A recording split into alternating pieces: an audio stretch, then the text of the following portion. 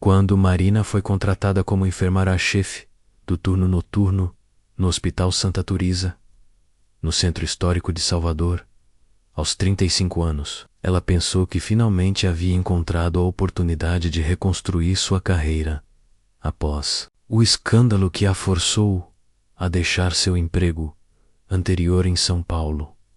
O hospital, estabelecido em 1902, tinha uma reputação sólida de atendimento de qualidade, e o salário para o turno noturno era substancialmente melhor que qualquer coisa que conseguiria em outro lugar.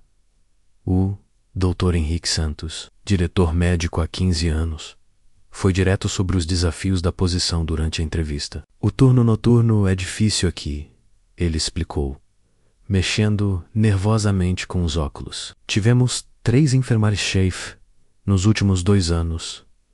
Todas pediram transferência. Dizem que o ambiente noturno é muito estressante. Marina perguntou especificamente sobre o que tornava o trabalho tão estressante. Dr. Santos hesitou. Hospitais antigos têm suas peculiaridades. Você verá. O Hospital Santa Turisa ocupava um edifício de 4 andares da arquitetura colonial brasileira, com corredores longos e escuros, paredes grossas de pedra e janelas altas que durante o dia permitiam a entrada de luz natural, mas à noite criavam sombras profundas. O primeiro andar abrigava a emergência e a administração.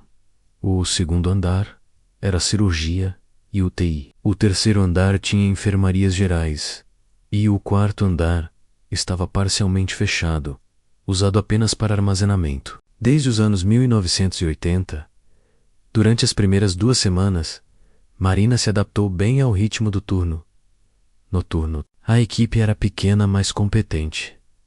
2 médicos residentes, 4 enfermeiros, 2 técnicos e um segurança. Entre meia-noite e 5 da manhã, quando a atividade era mínima, Marina aproveitava para organizar inventários, revisar prontuários e manter tudo funcionando adequadamente para o turno diurno. Trabalho noturno em hospital sempre tem uma qualidade diferente, mais silencioso, mais introspectivo, com uma sensação de vigilância constante sobre pacientes vulneráveis. Marina gostava da responsabilidade e da autonomia que vinha com supervisionar o hospital durante as horas mais críticas da noite.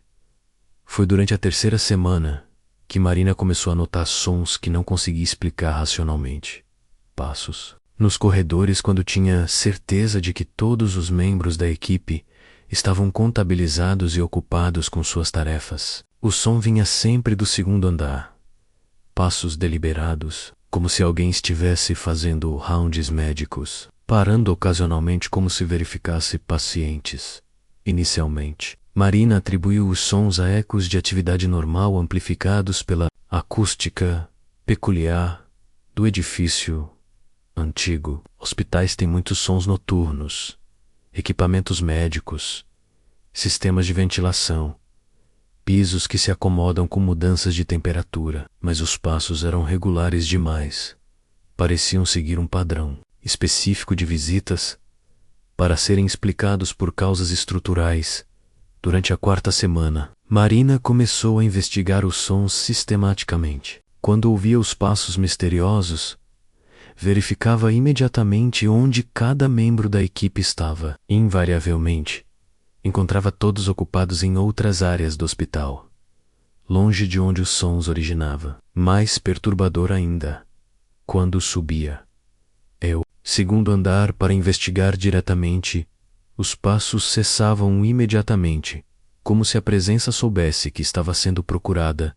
Uma noite, Marina pediu para Carlos, o segurança, acompanhá-la numa investigação. Quando os passos começaram, ambos subiram silenciosamente ao segundo andar. Carlos ouviu também menos passos distintos de alguém caminhando pelos quartos de UTI. Mas quando chegaram à área, encontraram apenas pacientes dormindo e nenhum sinal de quem poderia ter feito sons.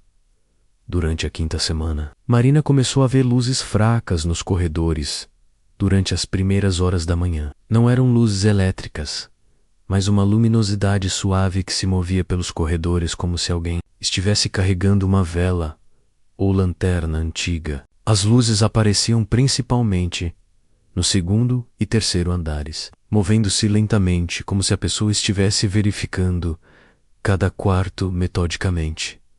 Quando Marina tentava seguir as luzes, elas sempre desapareciam antes que pudesse chegar perto, o suficiente para identificar sua origem. Mais estranhamente, as luzes pareciam seguir um padrão específico, sempre visitando os mesmos quartos, sempre na mesma ordem, como se seguindo uma rotina estabelecida há muito tempo. Durante a sexta semana, Marina viu sua primeira aparição clara. Era aproximadamente 3 da manhã, quando notou uma figura feminina, vestindo um uniforme branco antiquado, caminhando pelo corredor do terceiro andar. O uniforme era distintivo, um vestido longo até os tornozelos, avental branco e uma touca, característica das enfermeiras do início do século XX. A figura se movia com propósito, parando em quartos específicos como se verificasse pacientes. Marina seguiu a distância, mas quando a aparição chegou ao final do corredor, simplesmente se desvaneceu gradualmente, até desaparecer completamente. Não havia portas ou saídas onde a figura poderia ter ido durante a 7ª semana. Marina decidiu pesquisar a história do hospital para entender o que poderia estar causando as manifestações. Nos arquivos da administração, descobriu que o Hospital Santa Teresa havia sido fundado por Irmã Benedita, uma freira francesa que veio ao Brasil em 1898 para trabalhar com vítimas de epidemias de febre amarela e varíola.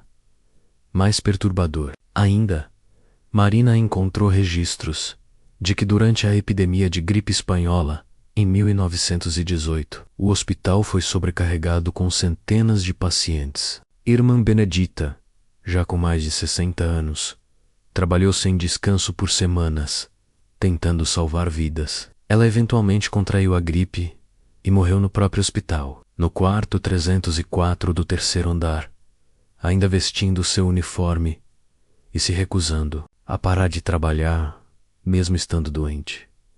Durante a 8ª semana, armada com conhecimento sobre Irmã Benedita, Marina começou a entender que a aparição que via era provavelmente o espírito da freira, ainda cumprindo sua missão de cuidar dos doentes, mesmo após a morte. A figura sempre aparecia vestindo o uniforme característico das freiras hospitalares, e seus movimentos sugeriam alguém fazendo rounds médicos com décadas de experiência. Mas as manifestações não se limitavam a Irmã Benedita. Marina começou a ver outras figuras menos médicos em jalecos antigos, enfermeiras de diferentes épocas e, ocasionalmente, pacientes em camisões hospitalares, vagando pelos corredores, como se ainda estivessem procurando ajuda médica que nunca receberam. Durante a 9ª semana, Marina teve seu primeiro encontro direto com Irmã Benedita. A aparição apareceu no corredor principal do terceiro andar, e em vez de desaparecer quando notou Marina, acenou calmamente e continuou sua rotina. Marina seguiu respeitosamente, observando como a freira verificava cada quarto ocasionalmente, parando mais tempo em quartos onde havia pacientes graves.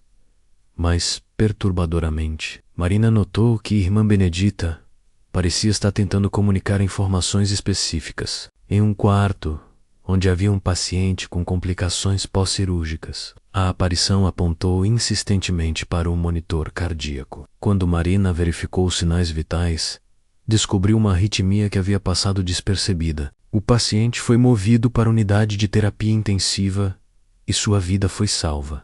Durante a 10ª semana, Marina percebeu que os espíritos do hospital não eram apenas ecos do passado, mas presenças ativas tentando continuar seu trabalho de cuidar dos doentes. Irmã Benedita frequentemente aparecia perto de pacientes que se deterioraram durante a noite, e Marina aprendeu a prestar atenção especial a esses casos. Outras aparições também forneciam informações úteis. Um médico idoso em jaleco dos anos 1950 apareceu repetidamente perto de um paciente diabético, apontando para os pés. Quando Marina examinou, descobriu sinais precoces de infecção que poderiam ter levado à amputação se não fossem tratados. E imediatamente, durante a 11ª semana, Marina começou a se comunicar conscientemente com os espíritos, desenvolvendo um sistema de sinais e gestos. Quando via uma aparição apontando para algo específico, investigava imediatamente. Essa colaboração inconvencional, mas efetiva, resultou em várias intervenções médicas precoces que salvaram vidas. Mas Marina também notou que algo mais sinistro estava acontecendo. Além dos espíritos benevolentes como Irmã Benedita, havia outras presenças no hospital, sombras escuras que pareciam ser atraídas por sofrimento e desespero. Essas entidades apareciam principalmente no quarto andar fechado, mas ocasionalmente desciam para os andares onde havia pacientes. Durante a 12ª semana, Marina investigou o quarto andar pela primeira vez. O que encontrou a chocou profundamente. A área havia sido usada como ala psiquiátrica até os anos 1980, quando foi fechada após uma série de incidentes que os registros oficiais não detalhavam adequadamente. Nos arquivos abandonados no quarto andar, Marina descobriu prontuários de tratamentos experimentais realizados nos anos 1960 e 1970. Procedimentos que hoje seriam considerados tortura, lobotomias, terapia de choque excessiva, isolamento prolongado e medicações experimentais em pacientes que não podiam consentir adequadamente. Durante a 13ª semana, Marina entendeu que o hospital abrigava 2 tipos de espíritos: aqueles como Irmã Benedita, que morreram servindo outros e continuavam sua missão benevolente, e aqueles que morreram em sofrimento e se tornaram presenças malévolas, alimentadas por dor e desespero. As entidades do quarto andar começaram a se tornar mais ativas, aparentemente atraídas pela atenção que Marina estava dando aos espíritos benevolentes. Sombras escuras começaram a aparecer nos andares inferiores, e Marina notou que pacientes graves frequentemente relatavam pesadelos intensos e sensações de sufocamento durante a noite. Durante a 14ª semana, a situação escalou dramaticamente. Um paciente idoso, em estado crítico, acordou gritando sobre figuras sombrias, tentando arrancá-lo da cama. Outro paciente, uma criança com pneumonia, desenvolveu febre inexplicavelmente alta durante a noite e delirava sobre pessoas ruins que queriam machucá-la. Marina percebeu que as entidades malévolas estavam tentando interferir ativamente no trabalho de cura do hospital, enquanto Irmã Benedita e outros espíritos benevolentes tentavam ajudar. As sombras pareciam estar tentando sabotar tratamentos e causar mais sofrimento. Durante a 15ª semana, Marina tentou isolar o quarto andar para conter as entidades malévolas, mas descobriu que elas já haviam se espalhado por todo o hospital. Pacientes começaram a morrer em taxas anormalmente altas durante o turno noturno, sempre de complicações inesperadas que deveriam ter sido tratáveis, mas aterrorizante. Ainda, Marina começou a ver as sombras tentando influenciar diretamente os equipamentos médicos. Ventiladores que funcionavam perfeitamente durante o dia apresentavam falhas misteriosas à noite. Monitores cardíacos mostravam leituras falsas. Bombas de infusão liberavam medicações em doses incorretas, sem explicação técnica. Durante a 16ª semana, Marina percebeu que estava perdendo a batalha. As entidades malévolas eram mais fortes e organizadas que os espíritos benevolentes. Irmã Benedita ainda aparecia, mas parecia fraca e desesperada, como se estivesse sendo sobrecarregada por forças que não conseguia combater. Marina tentou trazer ajuda externa, padres para benzer o hospital, médiuns para se comunicar com os espíritos, até mesmo especialistas em atividade paranormal. Mas as entidades malévolas interferiram com todas as tentativas de intervenção. Equipamentos religiosos quebravam inexplicavelmente. Médiuns ficavam doentes durante as sessões, e investigadores paranormais relatavam sensações de terror tão intensas que não conseguiam continuar durante a 17ª semana. Marina enfrentou a realidade terrível de que o hospital havia se tornado um campo de batalha espiritual, onde ela era a única pessoa que podia ver o conflito real. Para outros membros da equipe, as mortes noturnas pareciam apenas azar ou complicações médicas normais, mas Marina sabia que eram resultado de interferência sobrenatural malévola. Pressão psicológica de carregar esse conhecimento sozinha começou a afetar Marina severamente. Ela parou de dormir adequadamente durante o dia, constantemente preocupada com o que poderia estar acontecendo no hospital durante sua ausência. Seu desempenho profissional começou a declinar, e colegas comentaram sobre mudanças em seu comportamento. Durante a 18ª semana, Marina tomou uma decisão desesperada. Se não conseguia expulsar as entidades malévolas, talvez pudesse pelo menos proteger os pacientes individuais. Começou a colocar símbolos religiosos discretos nos quartos de pacientes graves, esconder pequenos objetos benzidos sob colchões, e até mesmo desenhar símbolos de proteção em locais onde não seriam notados. Essas medidas forneceram proteção limitada. Quartos com símbolos de proteção eram evitados pelas sombras, mas isso apenas concentrava sua atenção malévola em outros pacientes. Marina estava essencialmente forçada a escolher quem proteger, sabendo que outros ficariam mais vulneráveis. Como resultado, durante a 19ª semana, Irmã Benedita apareceu para Marina uma última vez. A aparição parecia exausta e derrotada, e através de gestos comunicou que estava partindo, que as forças malévolas haviam se tornado fortes demais para resistir. Irmã Benedita apontou para Marina, depois para a saída, claramente sugerindo que ela também deveria partir antes que fosse tarde demais naquela noite. Marina entendeu que havia perdido completamente o controle da situação. Sem a proteção dos espíritos benevolentes, as entidades malévolas teriam domínio total sobre o hospital durante as horas noturnas. Ela havia se tornado não apenas testemunha, mas alvo das forças que estava tentando combater durante a 20ª semana. Marina começou a sentir os efeitos diretos das entidades malévolas. Sombras a seguiam pelos corredores, sussurros malevolentes ecoavam em seus ouvidos quando estava sozinha, e ela começou a ter visões perturbadoras de pacientes sofrendo torturas médicas históricas. As entidades estavam tentando quebrar sua sanidade mental para remover o último obstáculo à sua dominação completa do hospital. Marina também percebeu que sua presença havia inadvertidamente tornado a situação pior. Sua sensibilidade espiritual havia servido como um farol, atraindo entidades malévolas de outras áreas da cidade para o hospital. O número de sombras e presenças sinistras havia multiplicado desde sua chegada. Durante a 21ª semana, Marina enfrentou uma escolha impossível. Ela podia continuar tentando proteger os pacientes, sabendo que sua sanidade mental estava se deteriorando rapidamente e que eventualmente se tornaria ineficaz ou até mesmo perigosa. Ou podia partir, deixando os pacientes vulneráveis, mas preservando sua própria sanidade e possivelmente impedindo que mais entidades malévolas fossem atraídas ao hospital.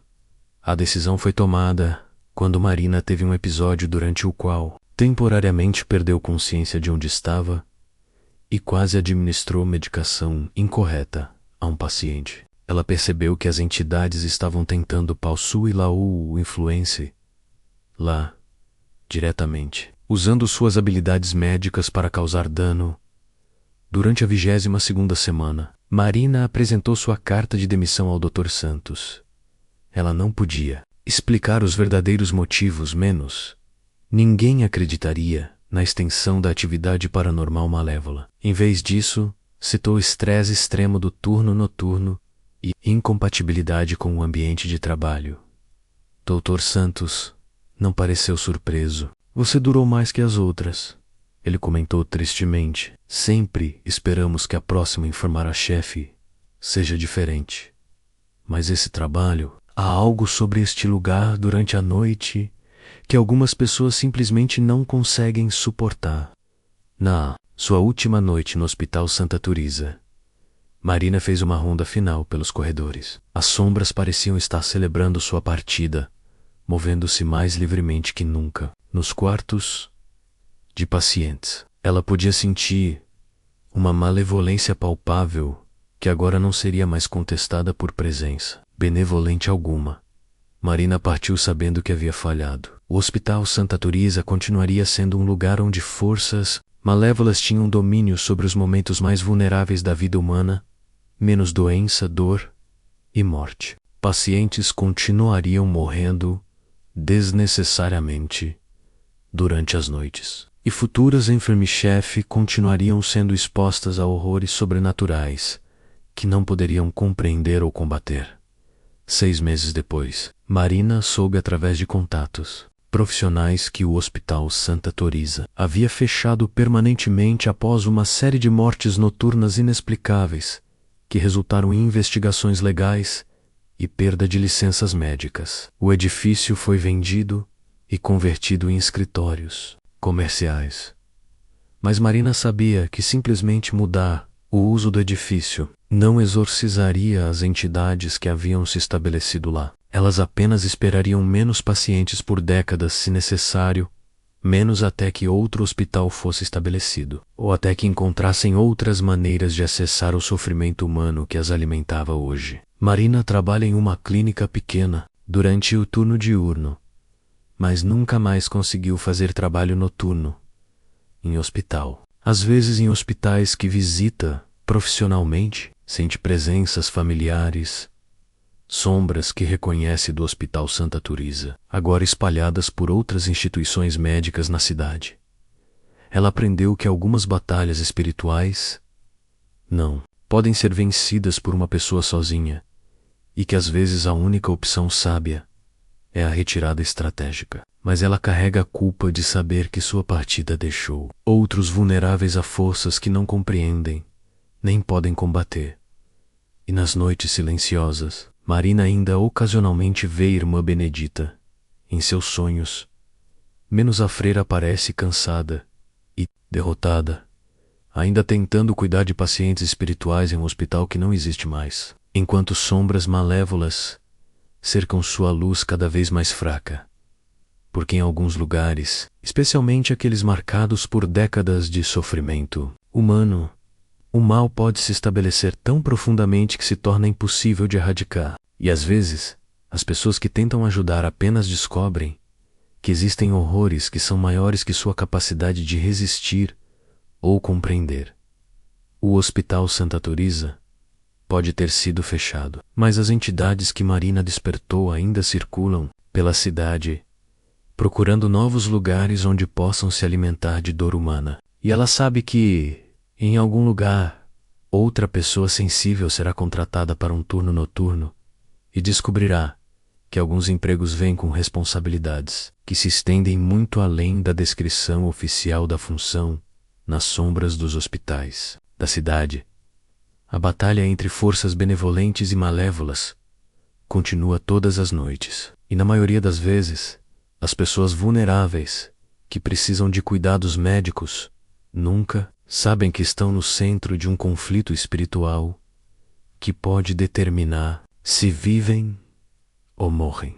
Marina aprendeu que nem todo terror sobrenatural pode ser resolvido com coragem ou determinação. Às vezes, as forças das trevas são simplesmente mais poderosas que qualquer resistência individual. E às vezes, a única vitória possível é reconhecer a derrota antes que ela destrua não apenas você, mas também todos aqueles que você estava tentando proteger. O verdadeiro horror não foi apenas ver entidades malévolas, mas descobrir que em alguns lugares eleasse Jagannathara, a guerra, antes mesmo de você chegar, e que sua presença pode inadvertidamente tornar as coisas piores para as pessoas que mais precisam de proteção.